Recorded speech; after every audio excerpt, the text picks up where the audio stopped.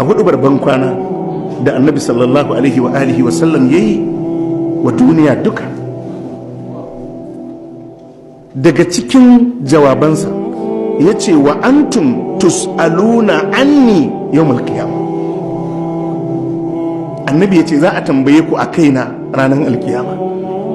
Yaya na yi kira, na isar muku da sako, yaya na zauna a cikinku, yaya na yi mu'amala da ku. Annabi ya ce za a tsaida ni ku kuma a tambaye ku yi bayani a kaina. Fama antum qa'ilun. Annabi ya ce me da ku gaya wa Allah? Annabi ya ce ku gaya mun in ji. In Allah ya tambaye ku a kaina ranar alkiyama, annabi ya ce ku gaya mun me da ku gaya wa Allah? Ƙalu suka ce nashhad annaka qad ballagta.